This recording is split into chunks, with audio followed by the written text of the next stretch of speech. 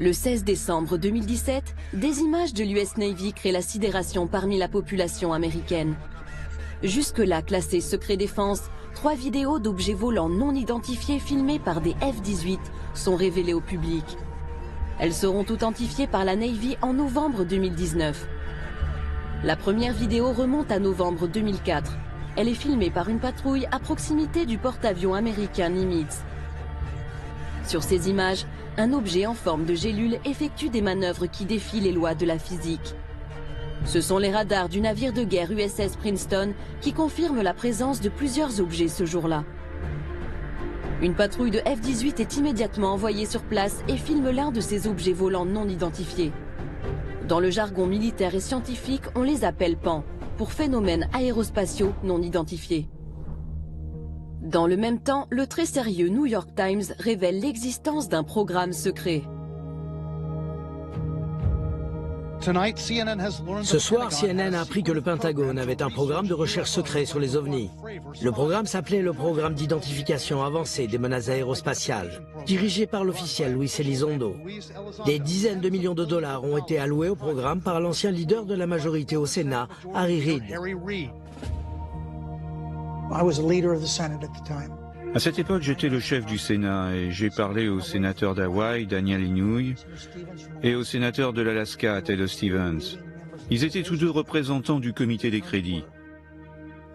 C'est lui qui détermine où les crédits pour la défense sont investis. Il contrôlait aussi ce qu'on appelle les fonds secrets, des lignes de budget noires qui n'apparaissent nulle part. C'était secret, c'était classifié. Et je leur ai demandé de se rencontrer dans une chambre sécurisée du Capitole. Là, je leur ai exposé les faits et je leur ai dit que je voulais qu'on dépense de l'argent pour essayer de comprendre de quoi il pouvait bien s'agir. Ces révélations sont reprises par tous les médias américains. La divulgation de l'existence d'un programme secret à 22 millions de dollars pour étudier les ovnis est prise très au sérieux. Alain Juillet est l'ancien directeur des renseignements des services secrets français, la DGSE. Le fait que ce soit un sénateur américain qui ait demandé, qui ait insisté pour qu'il y ait cette enquête, montre quand même que ça correspond à une vraie problématique.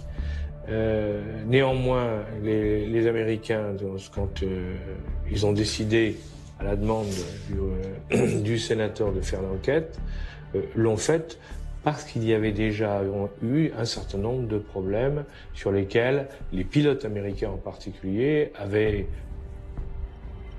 s'étaient interrogés, je dirais, et les pilotes et les autres, en voyant les images de ce qu'ils avaient pu regarder. Aux États-Unis, l'affaire fait grand bruit. Et David Fravor, pilote d'un des F-18 présent lors de l'affaire du Nimitz, témoigne sur CNN à une heure de grande écoute. Tout d'abord, ça n'avait pas d'aile, donc on a pensé que c'était un hélicoptère, mais il n'y avait pas de souffle du rotor sur l'eau, pas de rotor. C'était extrêmement abrupt, comme une balle de ping-pong qui rebondit sur un mur et change de direction. Et sa capacité de planer au-dessus de l'eau, puis de repartir à la verticale de 0 à plus de 12 000 pieds, puis d'accélérer en moins de 2 secondes et de disparaître, c'est quelque chose que je n'ai jamais vu de ma vie. Je crois, comme les autres témoins de ce phénomène, qui ont vu l'objet ce jour-là, qu'il s'agit de quelque chose qui ne vient pas de notre monde. Pour les experts, ce témoignage est hallucinant et légitime les vidéos. Jusqu'ici, les militaires se gardaient bien de donner leur avis. Quelque chose venait de changer aux États-Unis. L'armée des États-Unis a dit OK, on n'a plus besoin de garder tout cela secret. Donc, les pilotes peuvent rapporter ce type de phénomène sans avoir peur pour leur carrière. Dorénavant, ils peuvent rapporter cela à leurs supérieurs. Avant, ils ne pouvaient pas le faire.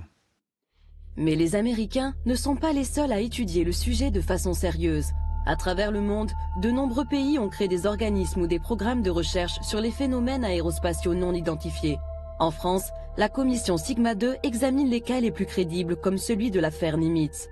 Donc on a essayé de reconstituer ce qui a été observé lors des exercices navals qui se déroulaient entre le Nimitz, Princeton, etc.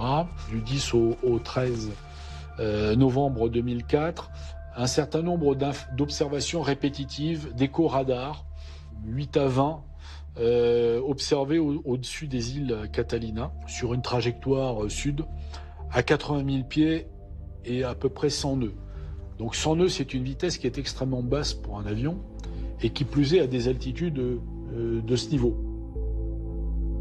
Créé en 2013, Sigma 2 est constitué de pilotes de chasse, d'ingénieurs, de militaires et même d'astronautes, dont le français Jean-François Clairvoy.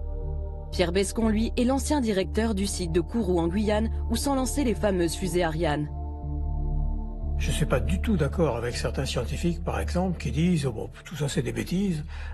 Non, si on fait des observations qui sont avérées avec des gens qui ont l'habitude d'observer, comme les pilotes par exemple de chasse, qui voient des choses et c'est pas n'importe quoi ce qu'ils ont vu, si on ne comprend pas, on range l'information sur une étagère en attendant d'avoir une compréhension scientifique un peu meilleure de certains phénomènes physiques, en attendant de pouvoir travailler correctement sur le sujet. Mais on ne dit pas c'est des bêtises. De mon point de vue, ça n'a pas de sens. Quand on dit faut-il croire aux ovnis, aux phénomènes aérospatiaux identifiés, le sujet n'est pas là. Il y a des recherches qui se font sur le sujet. ECHO, donc, qui sont répartis de façon uniforme au nombre de 14 sur une distance d'à peu près 100 miles, avec des altitudes variant de 28 000 pieds jusqu'à 500 pieds. Et ces informations donc sont corrélées entre les différents radars. Sigma 2 travaille en étroite collaboration avec le très officiel Centre national des études spatiales français, le CNES. Et plus précisément l'une de ses branches, le GEPAN, groupe d'études et d'informations sur les phénomènes aérospatiaux non identifiés. Depuis plus de 40 ans, il tente d'élucider l'origine de certains ovnis. Le GEPAN est à charge de collecter, d'analyser et d'informer par rapport à des observations qui ont été faites par des témoins sur le sol français. Le GEPAN n'est pas un service d'alerte, n'est pas un service de recherche, n'est pas un service de surveillance de l'espace, mais bien un service d'analyse des témoignages à partir de témoignages humains, plus des photos qui accompagnent, des croquis et toute information que peut nous amener le témoin. Notre rôle au niveau technique, c'est de faire une analyse par rapport à des phénomènes connus. On cherche un rapprochement entre l'observation, qui est empreinte d'émotion, qui est empreinte d'étrangeté. Mais ne hurle pas comme ça. Maman. Mais c'est quoi? Pourquoi tu Mais hurles? c'est extraordinaire. Arrête de hurler comme ça, enfin. C'est des étoiles. Mais non, c'est c'est fou. pas des étoiles. On n'a jamais vu ça. Je vais dire après. Mais il faut surtout appeler, je sais pas quoi, là. C'est le rôle donc du GEPAN, c'est d'arriver à identifier des phénomènes connus qui peuvent correspondre, ou probables, quand on n'est pas totalement sûr, quand on n'a pas la preuve, ou dans certains cas qu'on n'arrive pas à exploiter parce que les données ne sont pas assez complètes. Et sinon, avec des données complètes ou une étrangeté mais qu'on n'a pas expliquée, on reste sur des cas inexpliqués. C'est d'ailleurs l'un de ces événements en France, très proche des cas révélés par l'US Navy, qui est à l'origine de la création du GEPAN. Un ancien directeur du groupe, Jean-Jacques Velasco, qui fut en poste pendant 21 ans, aujourd'hui expert indépendant, se souvient d'ailleurs qu'une affaire non élucidée est à l'origine de la création de l'organisme. En France, en 1951, un cas a sollicité en fait l'intervention de l'armée de l'air. Des pilotes qui étaient en patrouille ont observé au-dessus de la région d'Orange un objet qui se déplaçait à une vitesse qui correspondait à la vitesse de l'avion. Quand ils ont voulu le rejoindre pour faire l'interception, l'objet en fait a calqué sa vitesse sur celle des avions et à un moment donné il a accéléré de façon considérable. À partir de ce moment-là, un rapport a été fait à l'état-major de l'armée de l'air, c'est remonté même jusqu'au ministre, et on a commencé à prendre en compte très au sérieux ces observations. Et là, des recommandations étaient faites pour créer en France un organisme qui permettait de collecter et d'analyser ces données. Et c'est ainsi que Claude Poher, qui était un ufologue, mais en même temps astronome, et qui travaillait au CNES, a été chargé de créer le GEPAN. Je trouve que c'est le courage du CNES, à une époque, d'avoir dit « Eh ben, on va répondre à cette interrogation-là, et donc on crée le GEPAN ». Et ça, c'était très courageux, parce que précisément, c'est une approche qui est scientifique. Il y a des phénomènes observés qu'on ne comprend pas, eh ben, on va interroger les gens qui observent les choses et puis on va regarder si on peut étudier cette question-là, on va regarder si on peut répondre à cette préoccupation. Ça, c'est une démarche scientifique. Donc la première patrouille, en fait, est envoyée à peu près 60 miles du Nimitz. Il y a l'observation d'une trace d'écume au niveau de l'eau. L'un des F-18 donc va engager une manœuvre de descente rapide au contact de cette zone d'écume. Et donc l'objet décrit comme un grand tic-tac va changer de position et va grimper. Donc voilà, il y a une manœuvre qui pourrait sembler intelligente. Bon, suite des opérations, ce n'est que la troisième vague de F-18 qui, elle, est équipée de caméras infrarouges, qui va rallier le point, qui va en faire ces fameux enregistrements. Voilà. Et derrière les images, ce sont surtout les commentaires stupéfaits des pilotes de l'US Navy qui interpellent.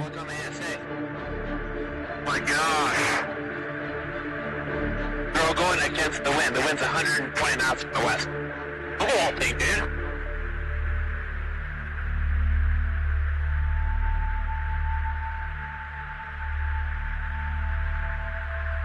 That's not our LNS though, is it? It's not. It is an LNS, dude. Well, if there's like a thing, it's rotating. Là, on est dans quelque chose, c'est indiscutable, si vous voulez. Il y a le pilote qui l'a vu, il y a les caméras qui ont filmé, il y a le tour de contrôle qui a identifié aussi, mais il y a plein de choses. Là, il y a un problème. Un certain nombre de cas montrent à l'évidence qu'il y a une interaction vis-à-vis notamment des avions. Et ça, c'est tout à fait démontré. Quand vous prenez le nombre de cas aéronautiques à l'échelle mondiale, de cas officiellement recensés, vous êtes sur un chiffre de l'ordre de à peu près 2000 cas. Sur les 140 cas qui sont retenus, on a tout à fait les stéréotypes de ce qui est raconté depuis 1947, à savoir des objets qui ont des vitesses qui peuvent aller de 0 jusqu'à des vitesses de 10 000 et 20 000 km/h enregistrées par les radars, des accélérations absolument phénoménales, des trajectoires qui ne correspondent absolument pas à des trajectoires que pourraient faire des avions, à savoir tourner autour des avions, avoir des trajectoires avec à la verticale puis brutalement partir à l'horizontale. Parfois, ces objets non identifiés font preuve de comportements intelligents. Ils semblent tester les capacités des avions de chasse qui les poursuivent. En 1956, à une époque où aucune technologie n'est capable de dépasser 2000 km/h, des objets lumineux survolent à très haute vitesse la base militaire de Lake Nice en Angleterre. Les radars enregistrent des accélérations brutales jusqu'à 6000 km/h, puis des arrêts instantanés qu'aucun appareil terrestre n'est capable d'effectuer. L'un des objets lumineux finit par poursuivre un avion de chasse comme s'il voulait engager le combat. Même la CIA s'est penchée sur l'affaire. L'agence de renseignement l'a révélé en 2006 en rendant publique une partie de ses archives secrètes. Et ce n'est pas le seul cas du genre. Ce que je veux dire, c'est qu'on pensait que ces objets n'apparaissaient que dans les airs. Mais ce n'est pas vrai. Il y a eu des phénomènes inhabituels dans l'eau, sous la mer. Et pas une seule fois, mais plusieurs fois. Les gens racontent d'étranges phénomènes survenus à des bateaux, interrompant parfois même leur communication radio. Donc oui, je pense que c'est extrêmement important de faire tout ce que l'on peut pour comprendre de quoi il s'agit. Pour preuve, l'un des cas les plus énigmatiques qui ait été soumis à la commission Sigma 2. Il remonte à 2013 et n'a toujours pas trouvé d'explication. Un dossier qui n'est pas totalement clos, qui est un cas d'observation qui est fait au soir du 25 avril 2013 sur l'aéroport d'Aguadilla, Porto Rico. D'abord par le contrôle aérien. Le contrôle aérien relève des échos radars bizarres. Bon. Et puis signalerait une lumière à un avion de patrouille maritime américain qui est équipé d'une caméra infrarouge visible qui va être utilisée donc dans cette affaire-là. On voit une tache fluctuante donc d'un objet qui se promène, on va dire au-dessus, je dirais, des abords de l'aéroport. Ce qui est plus extraordinaire par contre, c'est qu'après, cet objet semblerait survoler la mer et plonger dans l'eau sans effet de splash, disent les Américains, et laisser d'ailleurs une trace thermique dans l'eau, ce qui est bizarre, parce qu'en fait, un objet immergé dans l'eau, l'eau est opaque aux infrarouges, et donc va constituer normalement un écran qui efface toute trace.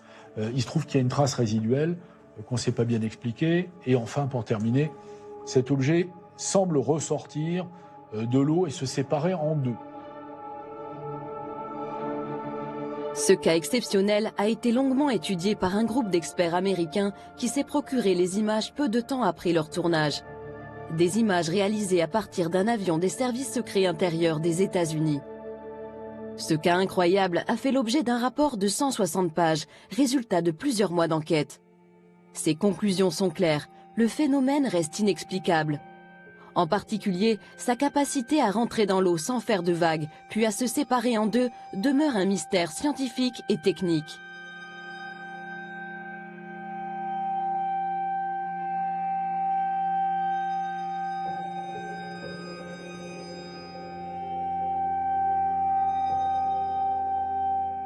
Périodiquement, hein, le ministère de l'Air, le Pentagone américain et les forces armées américaines s'intéressent aux objets non identifiés parce que régulièrement, il y a des alertes qui les font se poser des questions. Et pour les militaires, c'est très inquiétant parce que lorsque vous êtes militaire, vous avez besoin de savoir ce que vous avez en face. Donc si vous avez quelque chose que vous ne maîtrisez pas, que vous ne comprenez pas, alors, évidemment, il est logique qu'on essaie de comprendre, donc de lancer des commissions d'enquête et d'essayer de savoir ce qui a pu se passer dans les cas qui ont été observés. Et ces inquiétudes ne datent pas d'hier. Depuis la fin de la Seconde Guerre mondiale, les autorités américaines ont lancé plusieurs commissions d'enquête sur ces phénomènes. En particulier, le projet Blue Book, autrefois dirigé par le célèbre astronome Joseph Allen Hynek. Ce scientifique ne croyait pas aux ovnis. Mais au bout de plusieurs années d'études, il a fini par douter, et même par valider la réalité de ces phénomènes inexplicables. À cette époque, les forces armées américaines elles-mêmes sont déjà contraintes de communiquer sur ces affaires très spéciales. I am here to discuss the so-called flying saucers. The Air Force interest in this problem has been due to our feeling of an obligation to identify and analyze to the best of our ability anything in the air that may have the possibility of threat or menace to the United States. In pursuit of this obligation, since 1947, we have received and analyzed between 1,000 and 2,000 reports. However, there have been a certain percentage of this volume of reports that have been made by credible observers of relatively incredible things. It is this group of observations that we now are attempting to resolve. C'est aujourd'hui exactement la même préoccupation qui anime les autorités américaines. Rien n'a changé. Elles craignent pour la sécurité intérieure. Elles doivent protéger les populations d'une attaque potentielle. Comme dans les années 50, cette interrogation a motivé l'analyse des images filmées par l'US Navy ces dernières années. C'est même la raison d'être du fameux programme A-Type. Il y a eu beaucoup d'événements rapportés. Et la technologie embarquée à bord des avions s'est aujourd'hui beaucoup améliorée. Ils peuvent prendre des photos de ces phénomènes, et on a d'excellentes photos de ces objets. Sont-ils une menace? J'en sais rien. Mais je sais que nous ne pouvons pas juste détourner la tête et faire comme s'ils n'existaient pas, car ils existent.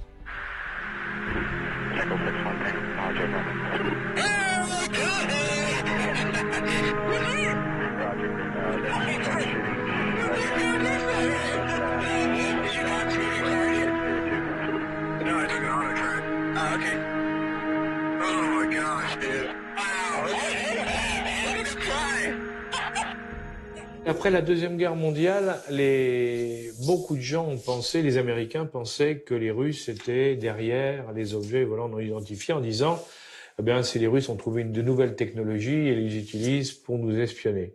Si c'était un pays, un des pays qu'on cite, les grands pays, si vous voulez, c'est-à-dire les États-Unis, la Russie ou la Chine, depuis le temps qu'il y a eu des incidents, on aurait eu une fuite quelque part qui aurait dit oui, ça correspond à ça. Or, il n'y a eu absolument aucune information qui est sortie là-dessus.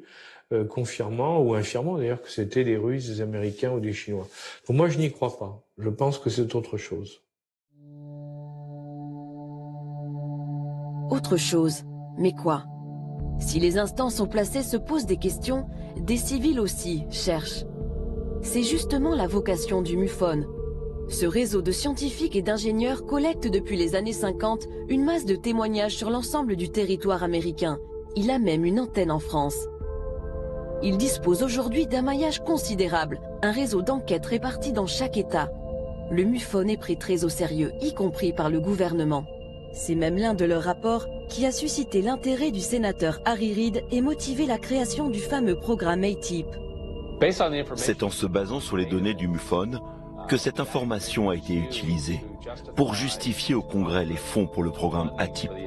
C'est ce qui a été révélé dans l'article en première page du New York Times le 16 décembre 2017 à propos des développements secrets du Pentagone liés aux ovnis.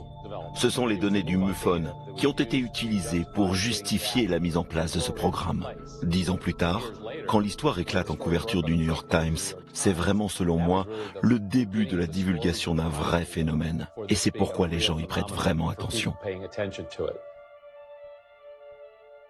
Divulgation. Le mot est lâché. Cette révélation est-elle involontaire ou organisée? En effet, depuis le 16 décembre 2017, des officiels militaires ou politiques font des apparitions régulières dans les médias. Opération de communication, ça c'est indéniable. On peut difficilement imaginer qu'aux États-Unis, des militaires, des anciens du Pentagone, etc., communiquent de façon totalement libre, débridée, sans qu'il y ait eu, je dirais, un certain cadrage. À partir du moment où vous avez une campagne de communication par des professionnels et qui explique effectivement ce genre de choses, le moins qu'on puisse dire, c'est qu'au minimum, c'est une sensibilisation de la population américaine. Au minimum. Hein. Ça peut être aussi la préparation à une nouvelle réalité, c'est-à-dire qu'un jour, on leur dise, ben oui, ça existe, et voilà comment c'est. On les aura préparés à ça. Imaginez simplement qu'on nous dise, ben écoutez, maintenant on est sûr de nous, on a la preuve que notre monde est également visité par d'autres mondes, où il y a des passages entre plusieurs mondes qui se font, autant vous dire que ça va quand même créer un vrai problème au niveau... Ça va faire réfléchir beaucoup de monde, parce que ça veut dire qu'on rentre dans autre chose. Et une problématique où il y a effectivement il y a des risques qu'on ne maîtrise absolument plus. A priori, ils sont gentils, mais on n'en sait rien, et de toute manière, on ne maîtrise rien. Alors donc là, donc ça veut dire qu'on est avec quelque chose qu'on ne maîtrise pas. Or, vous savez que l'être humain, et surtout aujourd'hui, déteste se trouver dans des situations où il ne maîtrise pas, il ne contrôle pas la situation. C'est visiblement ce que pensent aussi les experts américains du MUFON. Paul Hynek est très bien placé pour le savoir. Il est le fils du directeur du fameux programme Blue Book qui fut dirigé par Joseph Allen Hynek dans les années 50 et 60. Il baigne dans les rapports depuis son enfance. Il perçoit lui aussi une véritable rupture dans la politique de communication des autorités américaines. La divulgation de l'existence du programme ATIP, programme d'identification avancée des menaces aérospatiales, et la divulgation récente de ce que la marine a vu et a admis avoir vu sur une période de plus de 9 mois, tous les jours des ovnis, et ils ne peuvent pas les expliquer, et ils ont bien franchement besoin d'aide. Donc il me semble, et mon ami Richard Dolan est très convaincant dans ses présentations qui ont mené à ce qui pourrait être une grande divulgation. Il me semble, dans les activités récentes du gouvernement américain, que le gouvernement essaye d'habituer la population à la possibilité d'une grande révélation.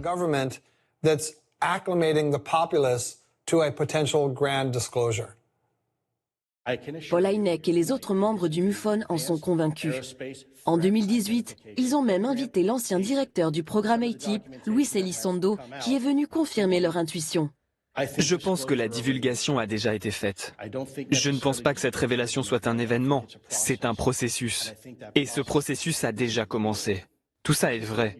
C'est pour ça que 22 millions de dollars d'impôts ont été dépensés. Ça fait beaucoup. Mais à quoi ont vraiment servi ces 22 millions? Comment élucider le mystère de ces phénomènes aérospatiaux non identifiés? Quelles études précisément ont mené les Américains dans le cadre du programme ATIP?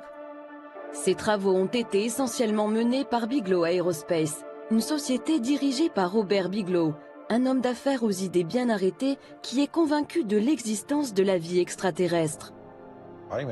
Je suis complètement convaincu, c'est simple. Croyez-vous que des ovnis sont venus sur Terre? Il y a une présence extraterrestre. Où exactement? C'est droit devant le nez des gens. Oh mon Dieu.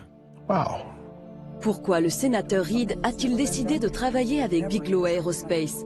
Un choix qui peut paraître surprenant et qui d'ailleurs lui fut reproché par certains. Il se justifie aujourd'hui. Je voulais dépenser cet argent et nous avions 22 millions de dollars.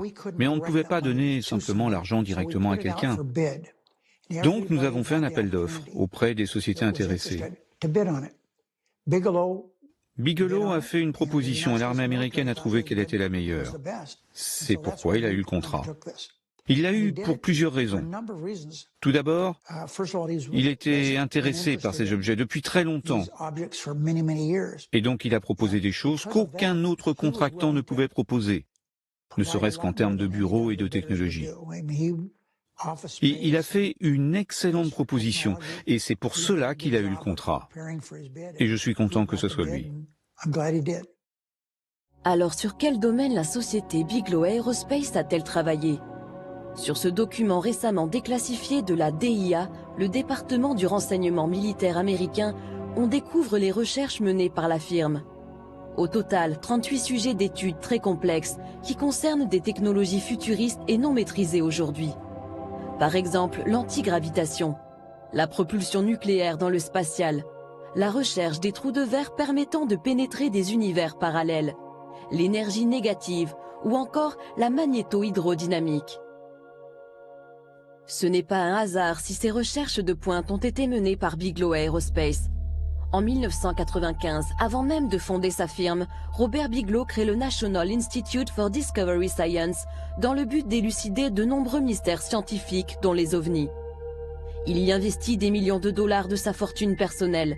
C'est simple, pour les spécialistes, Robert Bigelow est un héros national. Robert Bigelow a dépensé plus d'argent que n'importe qui dans le monde, de son argent privé, pour financer des recherches sur les ovnis. D'après moi, c'est un héros au sein de la communauté ufologique. C'est un homme intéressé par les étoiles.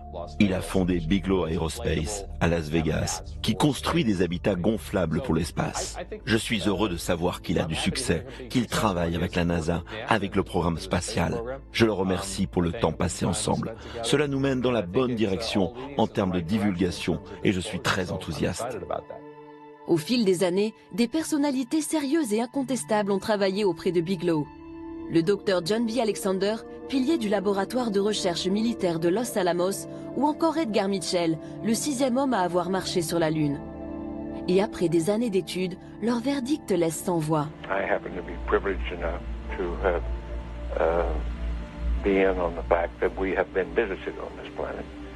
And the UFO phenomenon is real, although it's been covered up by our governments for quite a long time. Whoa! Hang on a minute, but this is big. Whoa, this is all of this is quite a shock to me. Well, I'm sorry you haven't been reading the papers recently. It's starting to open up quite a bit. So you're telling me? Well, there's a lot of information to take on board. Hang on a minute. I mean, listen, I've heard. Crazy UFO nuts tell me this kind of thing before. I've never had Dr. Ed Mitchell, the sixth man to walk on the moon, a respected scientist in his own right, announce to me that we've been visited by aliens from other planets and that they definitely are out there. There's no debating it. Well, that's the first time you've ever talked to me, or I've told you about it before.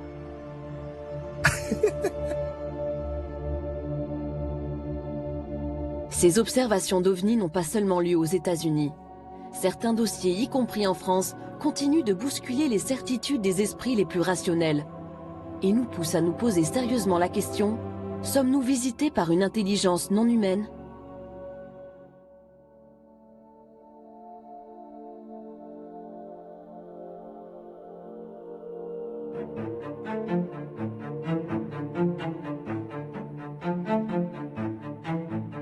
Parmi les cas qui ont été examinés au GEPAN, il y a le cas de Valensole.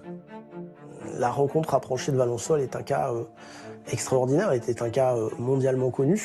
L'histoire se passe le 1er juillet 1965. L'agriculteur Maurice Masse est dans son champ ce matin-là, vers 5h30. Il commence à travailler. Il aperçoit des gens qui sont dans son champ de lavande et il pense qu'ils sont venus avec une voiture, à l'époque c'était une Dauphine, je crois, qui sont en train de faire fouiller dans ces lavandes. Et en s'en rapprochant, il se rendra compte que c'est pas du tout une voiture, que c'est un objet assez étonnant, mais surtout, il y a 2 entités de petite taille qui sont à côté du vaisseau et qui semblent faire des prélèvements de lavande. Et là, à sa grande surprise, il constate qu'il a affaire à des petits êtres qui se retournent, et l'un d'entre eux va sortir de sa poche une espèce de tube qui va le paralyser. La paralysie du témoin, c'est quelque chose de tout à fait curieux. Puisqu'en fait, il avait toute sa conscience, mais il était paralysé sur le plan musculaire. Et le vaisseau va partir immédiatement. Alors il a dit, je ne pouvais plus bouger, je ne pouvais plus faire un mouvement, mais j'étais bien. J'étais bien, mais je ne pouvais plus ni avancer, ni reculer, j'entendais tout, je voyais tout, mais je ne pouvais plus bouger. Alors on peut imaginer peut-être qu'elles l'ont immobilisé comme on immobiliserait une bête sauvage, sans vouloir de faire de mal, si jamais elle se rapprochait un peu plus de nous. Il a dit, et ça, pour moi, c'est une phrase que j'oublierai jamais, « Dans leurs yeux, je lisais de la bonté. » Dans leurs yeux, je lisais de la bonté. Et bien ça, pour moi, ça résume toute l'histoire. On n'invente pas quelque chose comme ça. Il rentre chez lui, et là, il va tomber dans un profond sommeil qui va durer plusieurs jours. Il dormait sans arrêt, il fallait que sa femme le réveille. Il fallait que son épouse dise « Maurice, réveille-toi, ça fait 10-12 heures que tu dors. » Alors ça ne s'invente pas non plus. Il ne pouvait plus garder une montre. Ou à l'avancer, ou à le reculer, ou... Voilà. Une montre, il ne pouvait plus s'en servir. Voilà. Ça ne lui servait plus parce que la montre n'était jamais à l'heure. Les gendarmes vont se rendre sur place. Ils vont constater qu'il y a une trace au sol. Il y a une trace qui est tout à fait particulière et qui est étonnante. Cette trace, elle consiste en un cylindre qui est creusé dans le sol, avec 3 trous obliques qui partent au fond. C'est lisse, comme s'il y avait un outil qui avait donc forgé ce sol. Et puis des traces de plot qui visiblement est en appui sur le sol. Il y avait un trou, donc, et dans lequel j'ai envoyé ma main sur à peu près une hauteur de 50 cm et qu'on pouvait dire qu'il y avait comme s'il y avait des griffes qui s'étaient comme une arrimage. C'est bien ça, hein, dire bon là. Et là, tu vois ici, là, de ce côté, il y avait les amandiers là. Ouais. Et derrière les amandiers, je me souviens bien, il y avait une vigne. Ouais. Il y avait des amandiers à l'époque qui étaient plantés en rang d'oignons. Et selon la trajectoire d'envol de ce qu'on pouvait appeler l'engin, la partie gauche des amandiers était jaunie comme par une forte chaleur. Alors c'était surprenant parce que d'un côté de l'amandier c'était vert et de l'autre côté c'était jaune. Il faut savoir que pendant 10 ans, il n'a plus rien poussé. Il a replanté de la lavande, il a replanté du blé. Pendant 10 ans, sur ce petit morceau, c'est pas parce que c'était pas quelque chose d'immense, hein. Donc il n'a plus rien poussé. Ça lui est tombé dessus. Il n'aurait jamais rien dit à son meilleur ami. Peut-être que l'histoire se serait arrêtée là, quoi. Il aurait emporté avec lui.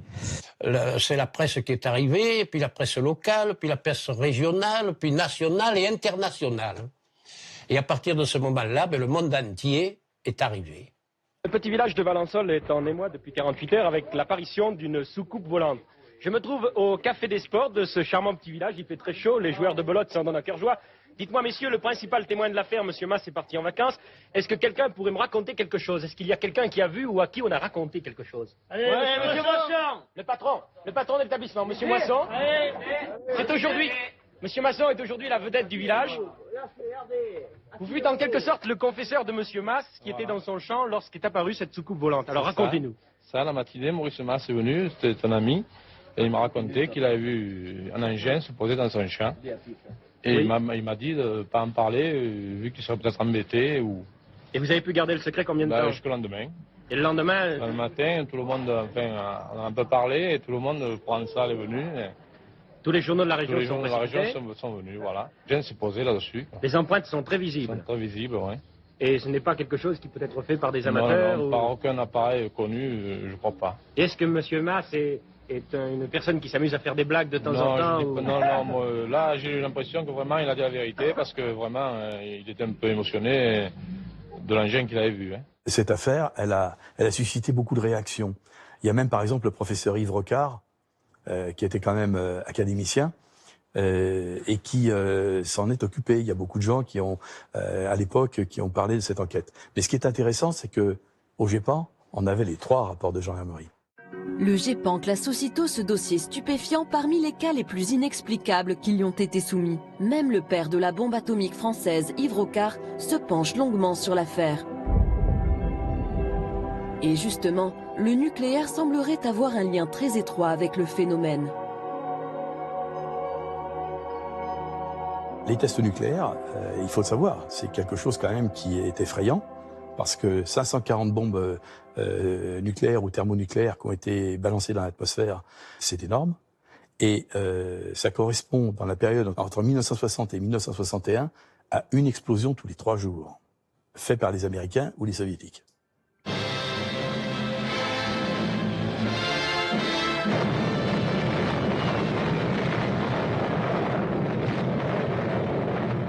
This is atomic energy. Dès 1949, il y a déjà des indices selon lesquels il se passait des choses tout à fait surprenantes en termes de localisation de ces phénomènes.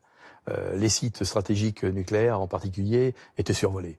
Lors de 2 commissions secrètes qui ensuite ont été divulguées au public, Edward Teller, donc, qui était le conseiller scientifique de la Maison-Blanche, participait, et il était père de la bombe atomique. Il expliquait qu'il y avait des survols des sites nucléaires, en particulier Oak Ridge, où on fabriquait le plutonium, les bases de lancement, White Sands, Sandia, Roswell, où il y avait les bombardiers atomiques qui partaient, enfin bref, tout un ensemble d'éléments qui montraient qu'il y avait des survols. In True magazine, Commander Robert McLaughlin, a Navy-guided missiles expert, told of flying saucers detected by radar over White Sands, New Mexico. Scientists were tracking a rocket, suddenly detected a saucer at 56 miles altitude. Over 100 feet in diameter, the disk was traveling at 1,800 miles per hour, rapidly outranged their instruments. But there had been time for precise, accurate measurements. Says McLaughlin, that saucer could not have been made on Earth. Par exemple, j'ai appris que plusieurs bases de missiles dans le Midwest, dans le Dakota, ont été mystérieusement désactivées. Parfois, les militaires sont même sortis dehors et en pleine nuit ont pu voir des objets dans le ciel. Dans certains cas, cela a même interrompu les communications sur la base. Et ça n'est pas arrivé une seule fois, mais plusieurs fois. L'un des cas les plus troublants se déroule en 1967 au-dessus de la base de Malmstrom dans le Montana. Nous avons retrouvé l'un des derniers témoins de ces événements. Comme les autres témoins, il a gardé le silence pendant 30 ans avant que l'affaire ne s'ébruite finalement. Le lieutenant Robert Salas était en charge du lancement des missiles nucléaires Polaris. Il y avait un établissement à 6 mètres sous terre. Le nom de mon commandant était Fred Mywald. On prenait chacun notre tour la garde, en restant en état d'alerte. Et à un moment, dans la soirée, je reçois un appel téléphonique du garde d'en haut. Il y avait 6 gardes là-haut. Il voyait d'étranges lumières dans le ciel, qui volaient très vite, qui s'arrêtaient à mi-vol, qui repartaient en arrière. Il n'entendait pas de son de moteur, c'était uniquement des lumières dans le ciel, mais des lumières étranges, qu'il n'associait pas à des avions.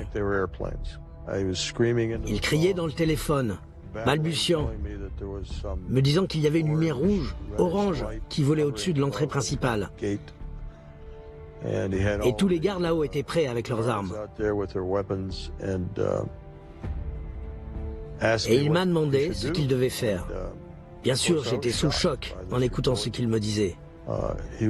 Lui, il était clairement effrayé. Je lui ai dit de s'assurer que rien ne rentre dans la zone de défense et qu'il pouvait utiliser toute force nécessaire. Ensuite, il a raccroché. Il m'a dit qu'il devait raccrocher car l'un de ses gardes était blessé. Je suis allé réveiller mon commandant et alors que je lui ai expliqué les appels téléphoniques, nos missiles se sont éteints. On avait 10 missiles sous notre contrôle et les 10 missiles se sont éteints. On est passé en mode no-go. On ne pouvait plus les lancer, on ne pouvait plus les utiliser. Et c'est ce que nous avons rapporté au poste de commandement.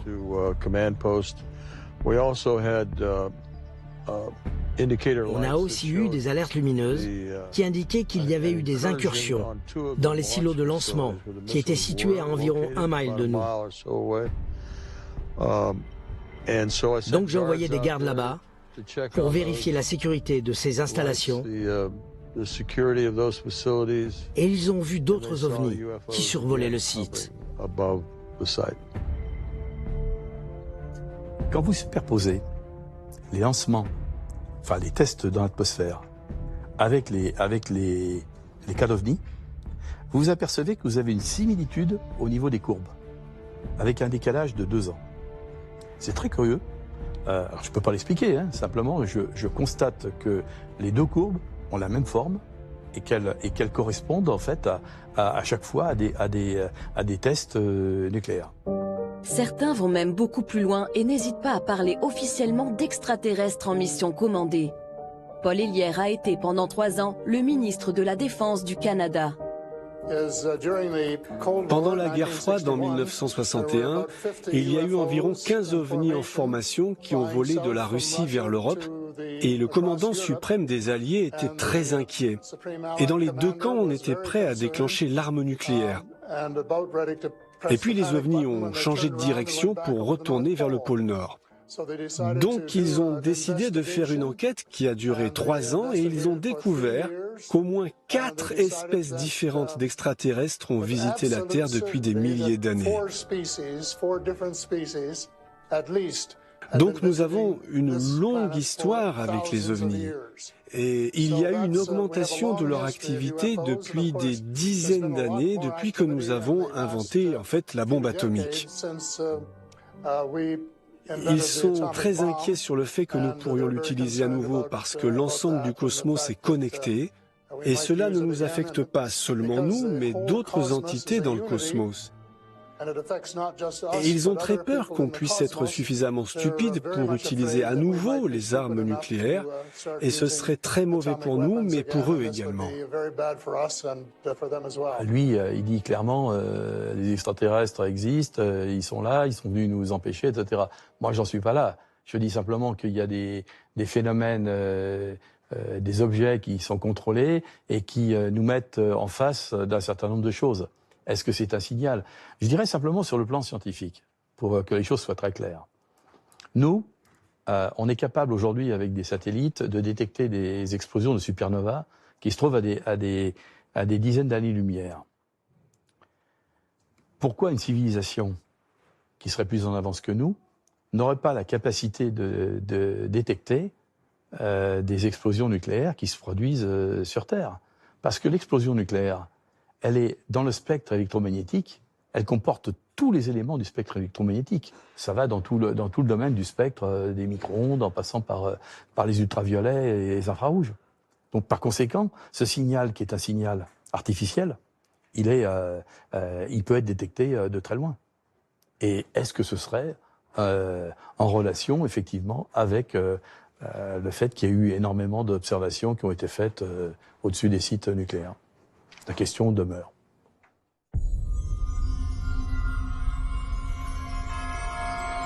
En 2012, en France, le journaliste David Gallet filme des parapentistes à proximité de la centrale nucléaire de Cattenom en Moselle. Il capte sur sa caméra un étrange objet lumineux pendant quelques secondes.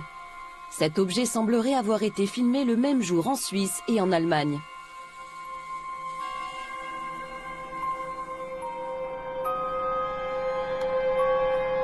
Qu'est-ce que c'est que ce truc?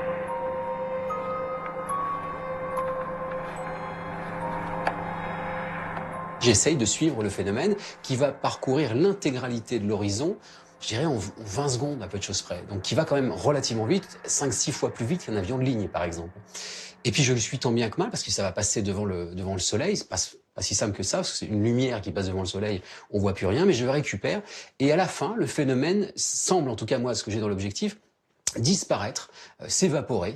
Et puis je suis avec quelqu'un qui est un ingénieur du son, qui est à côté de moi et qui me dit mais qu'est-ce que tu fais? Parce qu'il se demandait ce que je faisais avec la caméra, c'est-à-dire je ne suivais plus du tout le paramoteur, mais je balayais l'horizon avec la caméra et je lui dis je crois que j'ai filmé un ovni, et puis on rigole quoi. Mais on rigole pas longtemps parce qu'après on va regarder les images sur le petit écran de contrôle de la caméra et puis surtout ensuite dans le montage.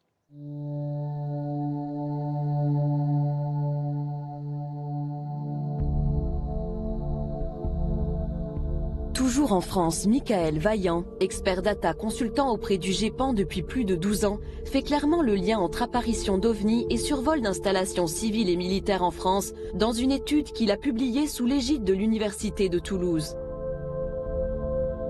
On a travaillé avec le laboratoire de mathématiques de Toulouse. On a fait une étude mathématique en 2015 qui a permis de montrer qu'il y avait une significativité statistique importante entre la répartition des phénomènes inexpliqués et les centrales nucléaires, mais aussi avec les sites pollués. Alors on peut s'interroger effectivement sur la nature de l'intelligence qui est responsable de ces observations, s'il y a une intelligence, parce que ça peut être encore une fois des phénomènes naturels, hein. Et s'il y a une intelligence, elle peut être peut-être endogène, peut-être exogène. Toutes les pistes sont ouvertes évidemment. Quand on dit endogène, c'est au sens, ça peut être terrestre, ça peut être une surveillance par des pays étrangers qui s'intéressent par exemple à l'état de nos technologies, de nos sites nucléaires. Et peut-être exotique, peut-être une surveillance. On peut entendre par exotique des intelligences que l'on n'a pas identifiées mais qui peuvent être sur Terre, des groupes. On peut imaginer effectivement des extraterrestres si on voulait. C'est probablement l'hypothèse la plus extrême à ce stade. Et on peut s'interroger dans ce cas-là aussi, pourquoi il y aurait des intelligences extraterrestres qui viendraient observer comme ça des sites nucléaires ou des sites pollués. C'est assez, a priori, ce serait assez étrange et savoureux. Que ce soit pour surveiller les humains qui jouent avec le feu nucléaire ou pour toute autre raison, ils sont désormais de plus en plus nombreux, politiques, ingénieurs, chercheurs, à oser parler clairement d'une intelligence non humaine. Je ne peux pas parler au nom du gouvernement, je n'en fais plus partie. Mais aujourd'hui, ma conviction personnelle, c'est qu'il y a de nombreuses preuves qui montrent que nous pourrions ne pas être seuls, quoi que cela veuille dire. Il y a beaucoup de nouveaux cas qui arrivent tous les mois. Il n'y a pas de doute à ce sujet. Les pilotes voient des choses, les marins voient des choses en mer, de nouveaux cas arrivent tout le temps.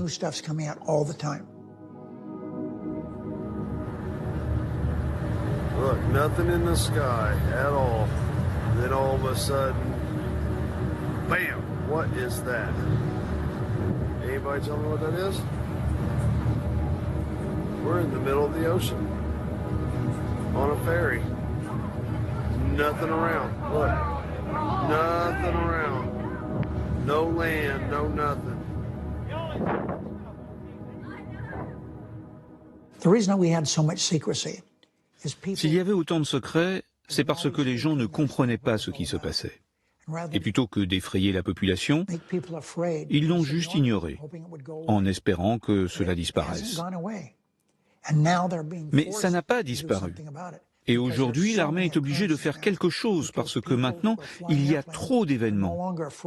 Parce que les pilotes d'avion n'ont plus peur de dire ce qu'ils ont vu.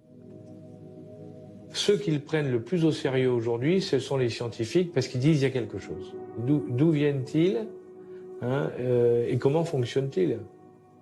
C'est ça qui est intéressant. C'est pas imaginable autrement que par des technologies qui sont bien plus en avance que la nôtre. Donc on n'est pas en capacité de le faire. Ça veut dire que ça vient d'ailleurs. Et si ça vient d'ailleurs, ben, ça vient de l'espace obligatoirement. Une intelligence qui viendrait de l'espace. Ce qui faisait sourire la communauté scientifique pendant de longues années devient aujourd'hui un vrai sujet. Et pour cause, en 25 ans seulement, les astronomes ont découvert l'existence de 4000 exoplanètes. Des planètes pour certaines semblables à la Terre qui pourraient clairement abriter des formes de vie intelligentes. Et pourquoi pas une civilisation plus avancée que la nôtre.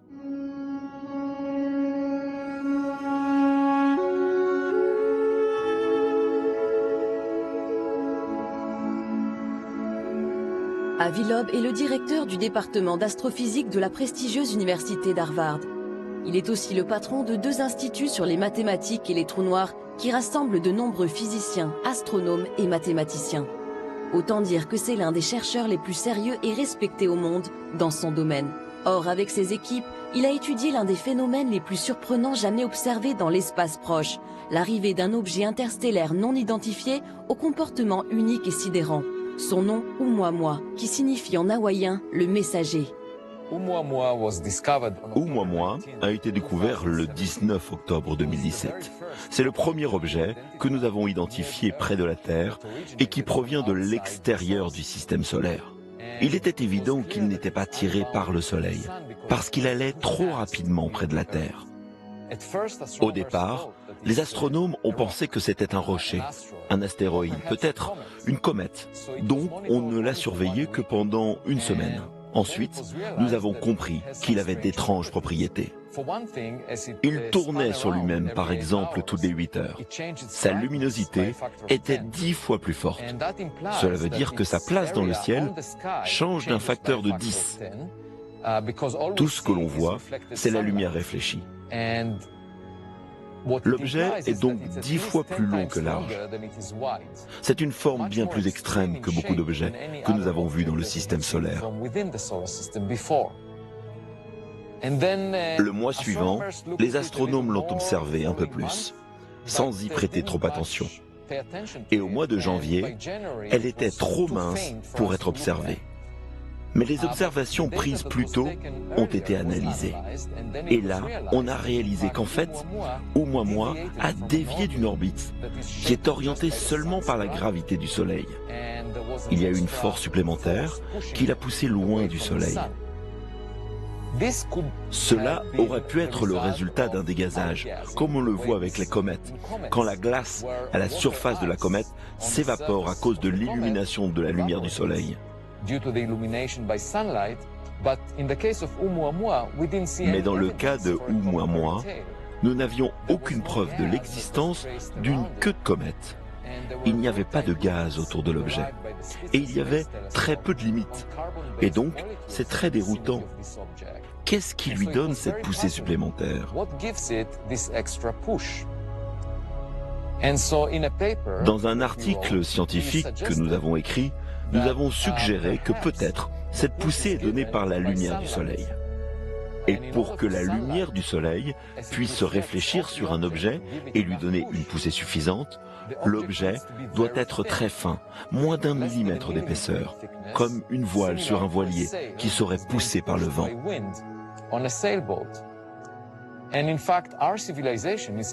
Notre civilisation développe actuellement la technologie des voiles solaires, où l'on utilise la lumière des étoiles pour naviguer. Et le résultat, c'est que lorsque la lumière vient rebondir sur la voile, cela lui donne une poussée qui peut l'amener à de très grandes vitesses, potentiellement jusqu'à la vitesse de la lumière. Donc, dans l'article, nous disons qu'il est possible qu'il s'agisse d'un dispositif qui a été fabriqué de manière artificielle et qui a été envoyé par une civilisation extraterrestre. Nous avons mentionné cela comme une possibilité, simplement parce que l'explication alternative, qu'il s'agit d'une comète, est incompatible avec les données.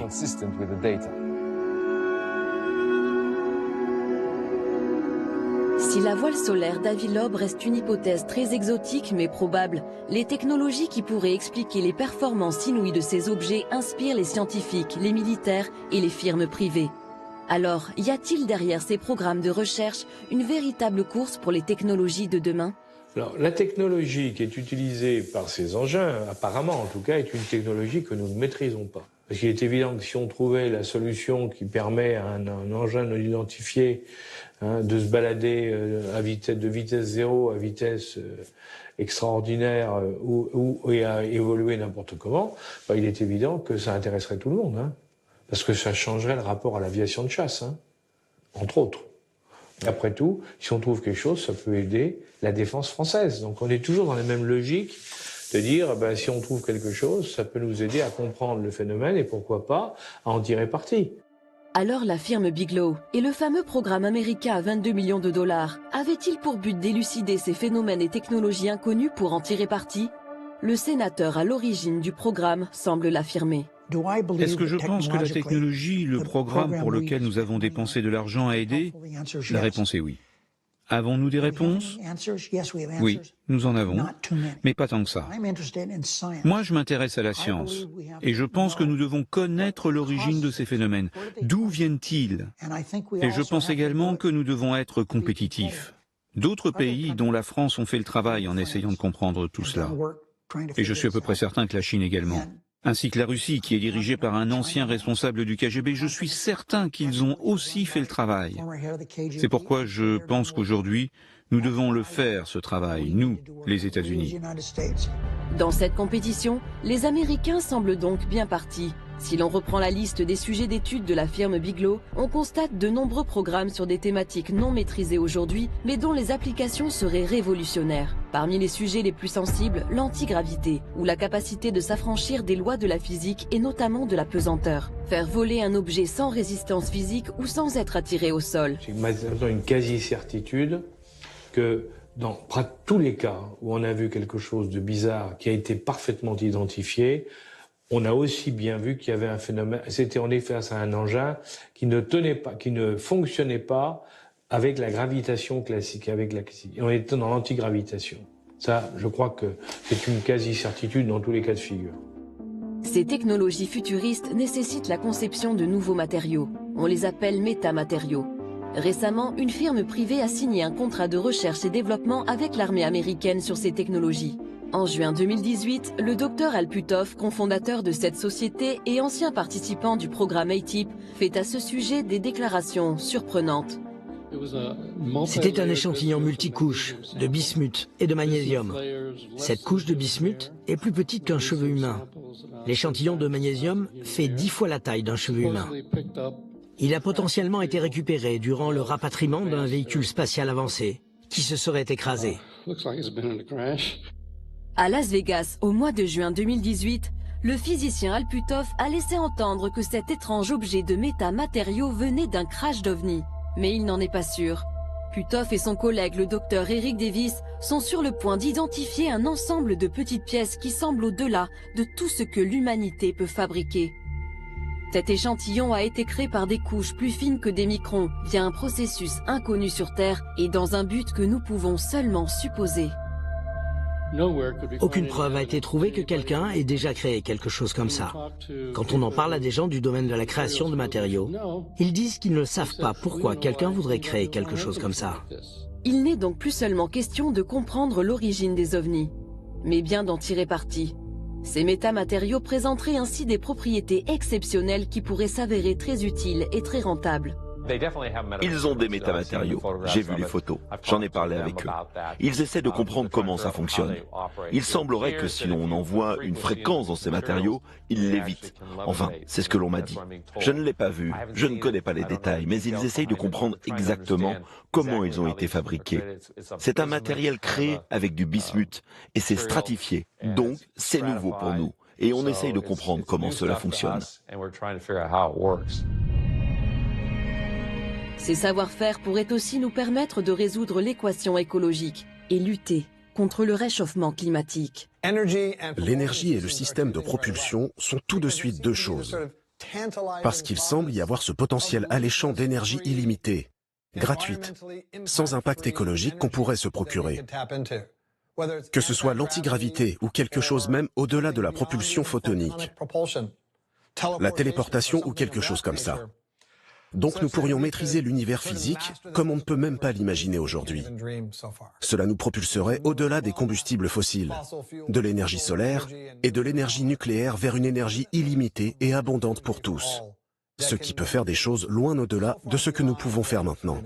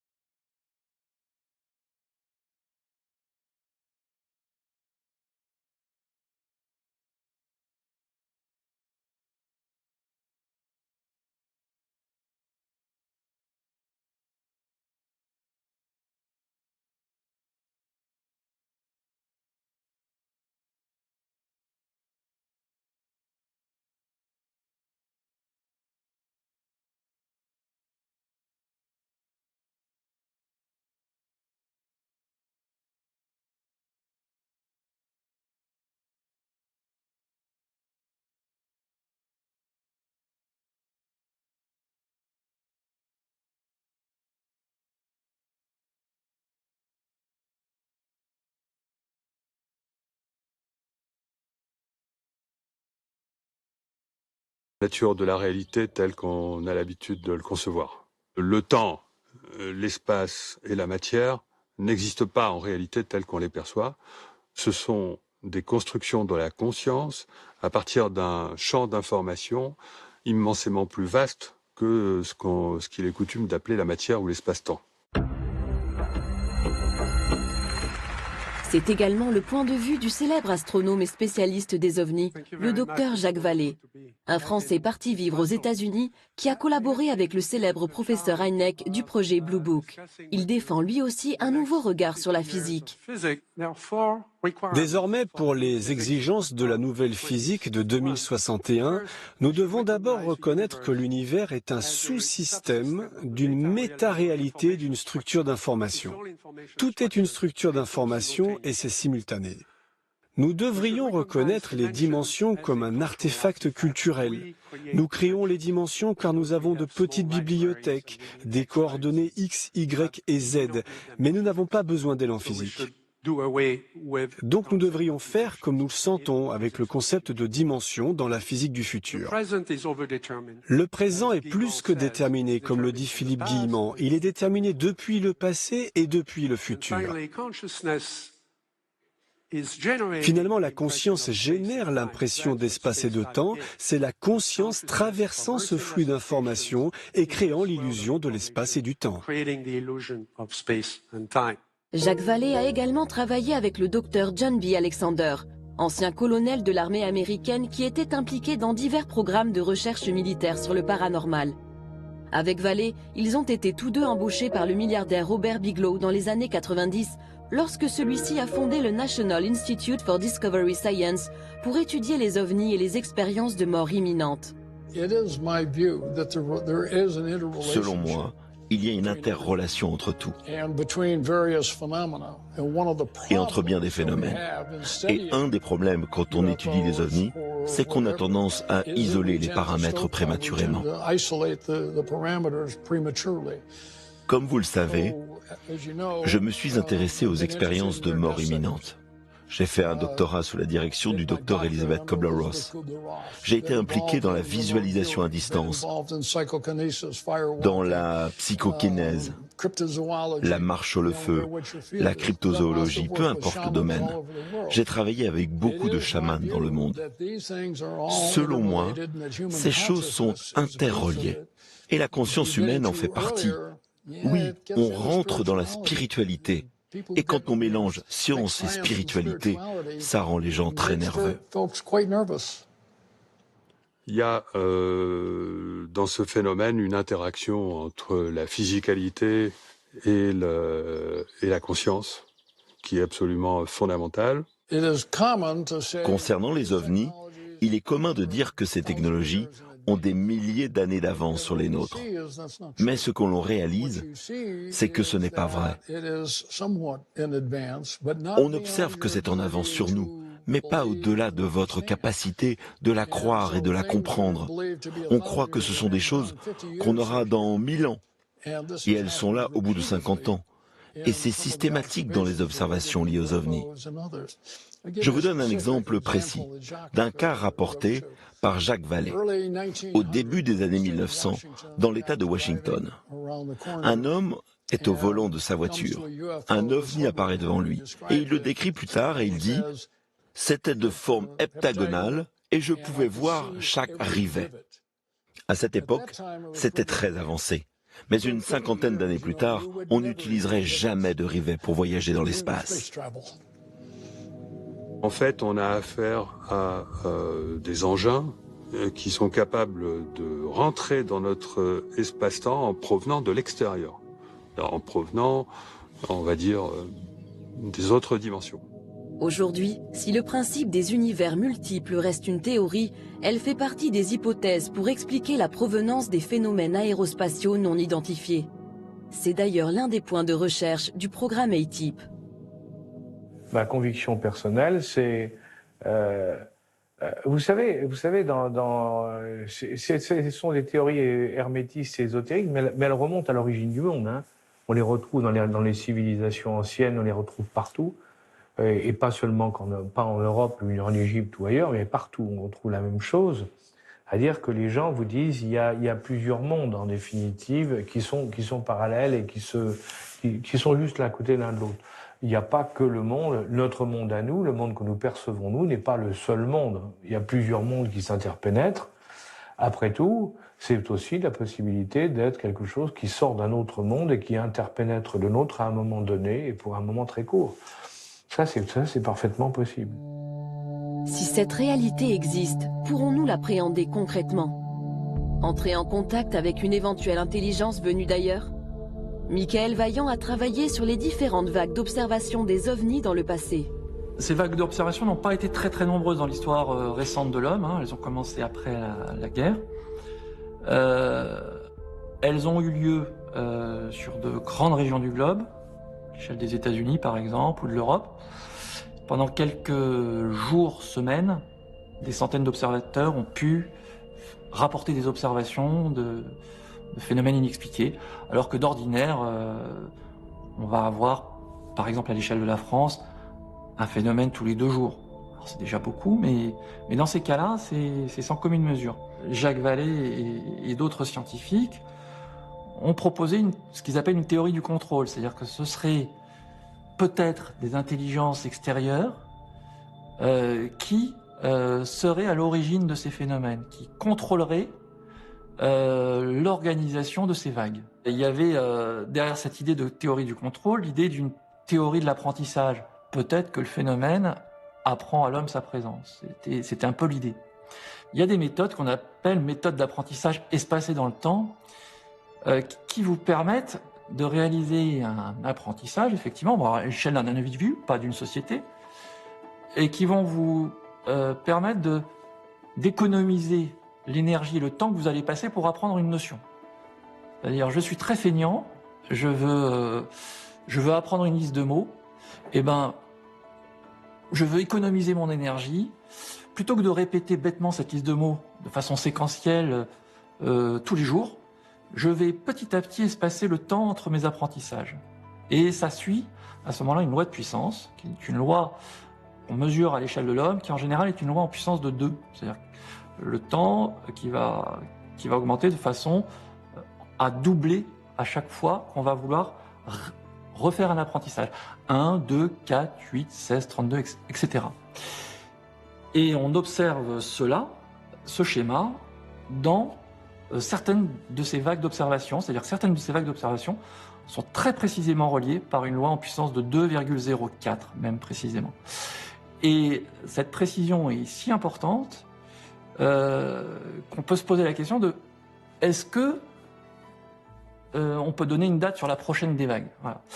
Et la prochaine, en l'occurrence, puisqu'on attend, il ne se passe plus grand-chose aujourd'hui, nous mènerait en octobre 2035. Alors, c'est pas tout de suite, mais c'est pas non plus dans très longtemps. On est là sur un domaine qui est très compliqué, qui est rejeté bien sûr, par les gens, les apôtres du progrès, je dirais mathématique et cartésien. Mais est-ce qu'on n'aura pas des surprises dans le futur? Ça, c'est autre chose. Si les autorités américaines ont encore des choses à révéler, qu'elles le fassent, parce que je pense que les gens sont peut-être prêts à recevoir cette information.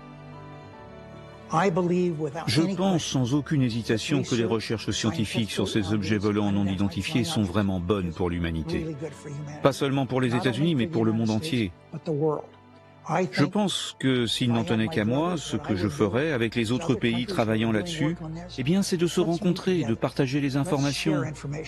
Que les États-Unis partagent avec la France, la Chine, la Russie, nous devons le faire parce que c'est quelque chose qu'on ne comprend pas. On doit travailler ensemble et rendre ces informations publiques et les partager. C'est important, pas seulement pour notre pays, mais pour toute la civilisation humaine.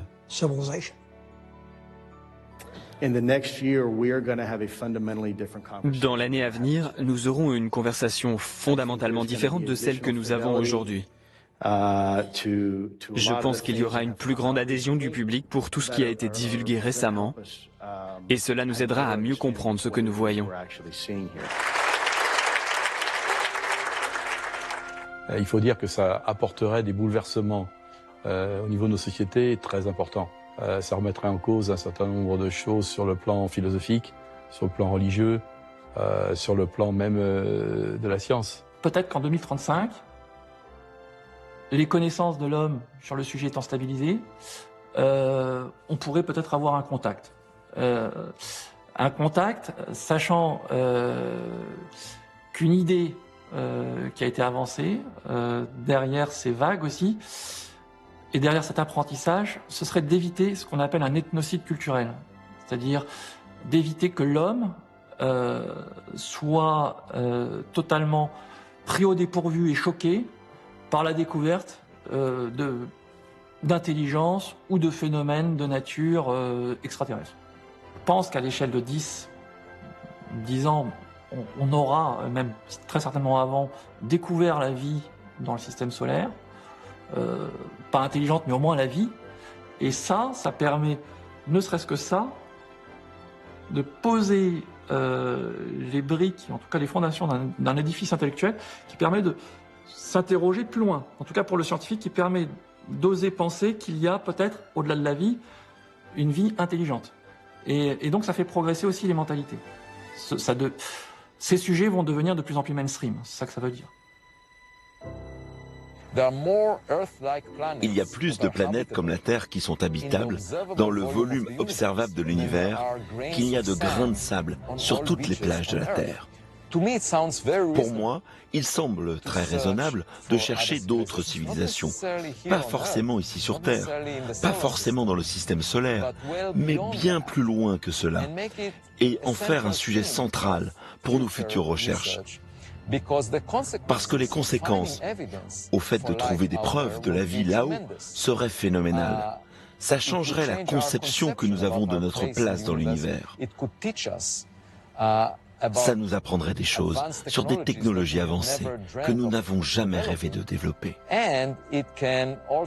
Cela peut aussi nous apporter une leçon sur comment se comporter en tant que civilisation.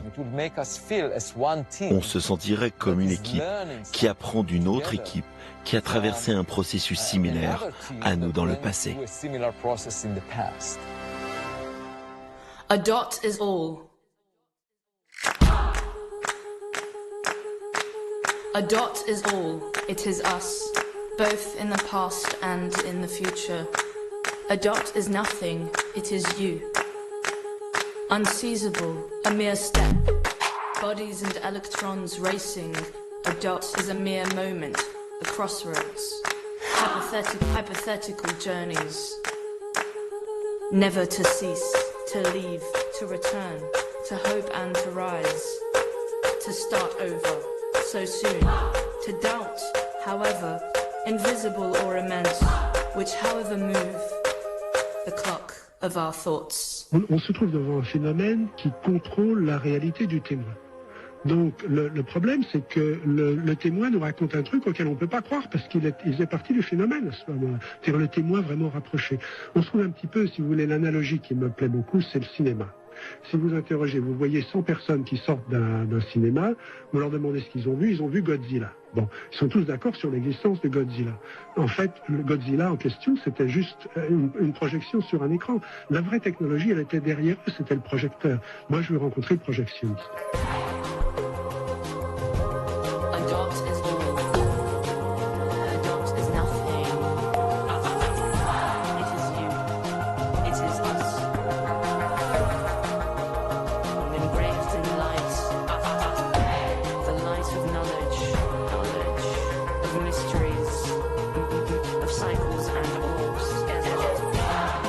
Invisible or